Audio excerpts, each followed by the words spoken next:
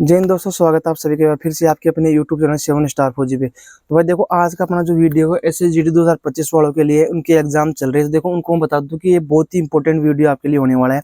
इस वीडियो में हम बात करेंगे आपकी जो आप SSGD की एग्जाम दे रहे हो, इसमें आपको तुक्का कैसे लगाना है। ठीक है, सबसे पहले देखो, मैं आपको बताता हूँ कि तुक्का लगाने की जो ट्रिक है, आपको यूट्यूब पे बहुत सारे ट्रिक मिलेंगे तुक्का लगाने की। हर एग्जाम में तुक्का लगाने की मिलेंगी बहुत सारी ट्रिक है, लेकिन मैं सिर्फ आपको अपना खुद का अनुभव शेयर करूंगा, जो मेरे को फील हुआ था, जो मैंने खुद ने एक्सपीरियंस किया है, वो अनुभव मैं आपको शेयर करूंगा। दूसरी बात, आपको लगभग हर एग्जाम में ये ट्रिक बहुत अच्छे से काम आने वाली है। देखो, मैं सबसे पहले SSGD के पैटर्न पे आपको बताता हूँ कि देखो, कोई भी एग्जाम होती है, उसका आप मॉक टेस्ट या कुछ भी करके देख लेना। उसमें जैसे मान लो अब SSGD के 80 क्वेश्चन है, ठीक है, 80 क्वेश्चन है तो 80 क्वेश्चन के 80 आंसर हो गए। 80 आंसर में जैसे आप एक मान लो एवरेज लेके चलते हैं, तो 20 क्वेश्चन का आंसर ए होगा, 20 का बी होगा, 20 का आंसर सी ऑप्शन होगा और 20 क्वेश्चन का डी आंसर होगा। अगर देखो, ये चीज मैं जो समझा रहा हूँ, किसी को नहीं समझ में आता तो मेरे को कमेंट कर देना, हम बोर्ड पे लिख के अच्छे से फिर भी आपको समझा देंगे। देखो, मैं क्या बोल रहा था कि 20 क्वेश्चन का आंसर ए ऑप्शन होगा, 20 क्वेश्चन का आंसर बी ऑप्शन होगा और 20 का सी होगा, 20 का डी होगा। अब देखो, 80 क्वेश्चन है, सपोज दैट आपने 80 में से 70 क्वेश्चन आपने अटेम्प्ट कर लिए। अटेम्प्ट कैसे किया आपने कि फर्स्ट ऑफ ऑल में आपको आ गई कि हाँ यार, कंफर्म इसका आंसर यही होगा। ठीक है, उसके बाद 70 क्वेश्चन के बाद आपको 10 क्वेश्चन ऐसे हैं जिनमें आप ये अनुमान नहीं लगा पा रहे कि ए होगा या बी होगा। आप सोच रहे हैं कि चारों में से कोई भी हो सकता है, मतलब आप ये भी श्योर नहीं हो कि दो में से ये होगा, तो आपको चारों में से कोई भी आपको हो सकता है, आपको ये लग रहा है।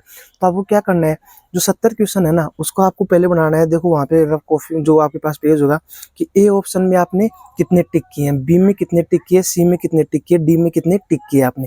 जैसे सपोज दैट आपने कर लिए ए ऑप्शन में आपने टिक कर लिए 22, ठीक है, बी में आपने टिक कर लिए 18, ठीक है, सी में आपने टिक कर लिए 9, ठीक है, सी में आपने 9 टिक किए, ए में 22, बी में 18, 18 और 22 हो गए आपके 40, और सी में आपने किए 9, मतलब 49 हो गए, और डी में आपने टिक किए 21। ठीक है, एक एग्जांपल के तौर पे मैं आपको बता रहा हूँ।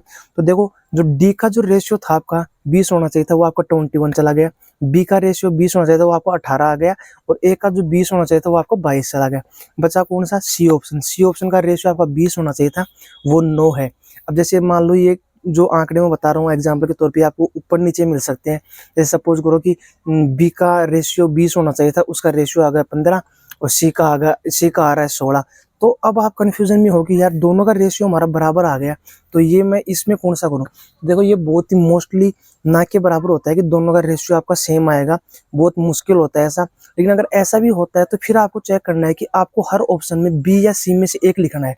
तो बी या सी में से एक में आप कौन सा लिखोगे कि जिस जो 10 क्वेश्चन है उनमें से आपको लग रहा है कि यार, इसमें बी हो सकता है, उसमें बी हो सकता है, तो आप ज्यादा जो क्वेश्चन हो रहा है ना, उसको आपको लिखना है। अब जैसे सपोज करो, अपने ये वो एग्जाम्पल पहले वाले पे बात करते हैं। ए के 22, बी के 18, डी के आपके हो गए 21 और सी के आपके हो गए 9। तो भाई, आपको आंख बंद करके जितने 10 के 10 क्वेश्चन है, उनमें सब में आपको सी आंसर करना है।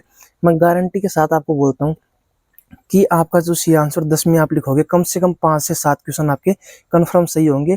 अगर 2-3 क्वेश्चन गलत होते हैं, नेगेटिव मार्किंग करते हैं, तो भी आपके 3-4 नंबर आपके कंफर्म बढ़ने हैं। ठीक है, ये चीज याद रखना। दोबारा आपको बता देता हूँ कि भाई, आपको चारों ऑप्शन लिखने हैं। चारों ऑप्शन के नीचे लिखना है कि कितने में आपने ए लिखा, कितने में आपने बी लिखा, कितने क्वेश्चन का आंसर आपने ए दिया, कितने क्वेश्चन का आंसर आपने बी दिया।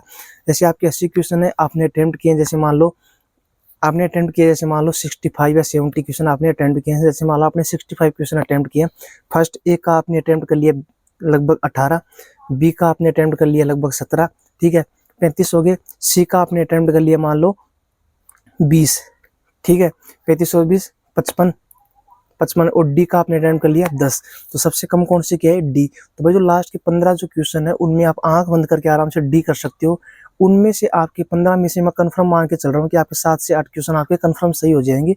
अगर 7-8 क्वेश्चन आपके गलत होते हैं, तो हर 4 क्वेश्चन से आपका एक क्वेश्चन भी अगर कटता है, तो फिर भी आपके लगभग 5 नंबर आपके कंफर्म सही आएंगे। 5 क्वेश्चन आपके कंफर्म सही हो जाएंगे, 10 नंबर का आपका फायदा हो जाएगा। ये सेम बाई ट्रिक मैंने अपनाई थी अपने SSGD के एग्जाम में, और बहुत लोगों को मैंने बताया, बहुत लोगों ने अपनाई भी है, उनको फायदा भी है। तो आप लोग एक बार चेक जरूर कर लेना अगर आपको अच्छा लगता है तो। और SSGD से संबंधित आपको जो भी जानकारी चाहिए, किसी भी फोर्स के बारे में जो भी आपको नॉलेज चाहिए, आप कमेंट बॉक्स में कमेंट करना, हम आपका रिप्लाई करेंगे और उसी टॉपिक पे हम वीडियो लेके आएंगे। अगर वीडियो आपको अच्छा लगा हो तो दोस्तों, चैनल को लाइक, शेयर और सब्सक्राइब जरूर कर देना। ठीक है दोस्तों, जय हिंद, जय भारत।